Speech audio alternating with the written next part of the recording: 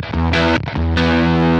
YouTube, I'm driving back to Brownville from my first few days off in Kansas City, and this video is going to be a combination vlog and movie critique.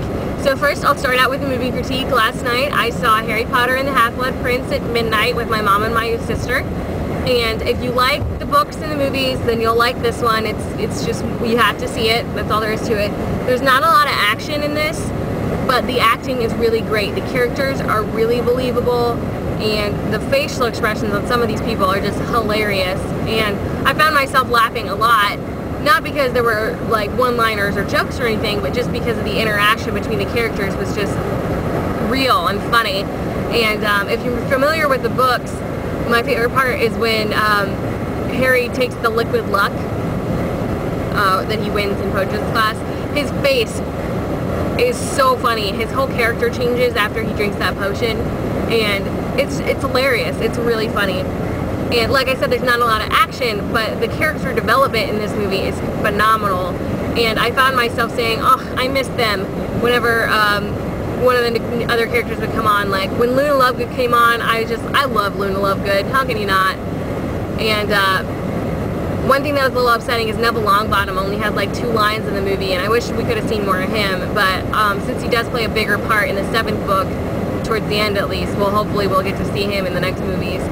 But by far the best acting out of all of the movies so far.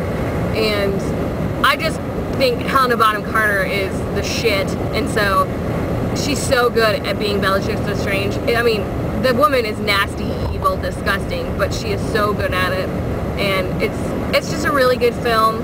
It's not as high on the entertainment level as the others as far as like action sequences and special effects and like that go, but it is just a all-around good film.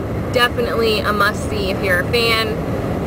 If you're not a fan, if you haven't read the books or seen the movies, I suggest either reading the books or seeing the other movies before you even consider seeing this one. It's not really one that you can just walk in and see, but other than that, I really enjoyed it. It was a packed house. They also had a 3 a.m. show, so all the people at the movie theater were really happy about us Harry Potter fans making them stay up late. Yeah, so there's that. And now to the vlog portion of our program. We had our first weekend with all 5 shows playing, and so it was a really hectic weekend. We had 6 shows. We did Natalie Needs a Nightie twice, and it was just fantastic. All of the houses were pretty much full except for the last one, but it didn't matter because the audience was so good. So we are just really rolling in the money, basically, because people are coming back to see shows they've already seen. They're telling their friends. They're bringing big groups. We have another completely sold out house on Saturday. We're actually going to have to be adding chairs, so the fire marshal would probably kill us, but what can you do? So we have all that going for us.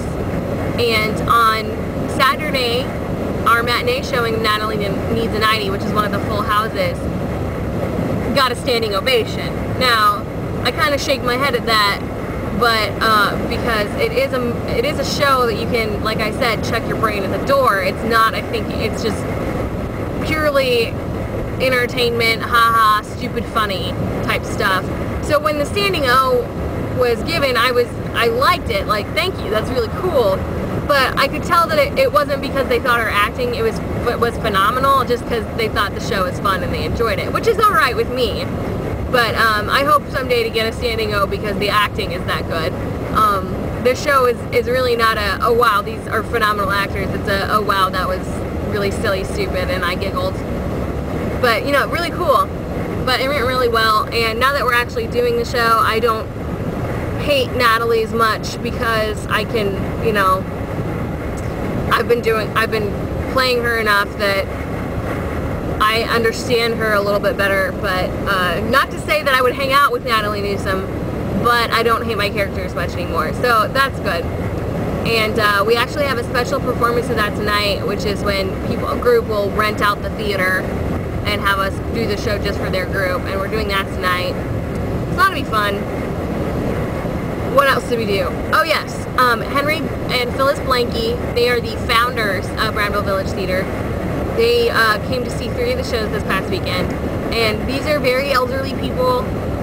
They're very sweet, but they tell you what's what, and we were just so honored because they just ate us up. They thought we were the coolest thing since sliced bread, and they kept telling our boss, Doc Harbour, how this is how it used to be, and this is the way Brownville Village Theatre companies are supposed to be, and just really heartwarming, and we're all very proud and just flattered, and we're all pretty excited that they felt that way, because these are 2 people that are very hard to impress, especially since, I mean, this theater is their baby.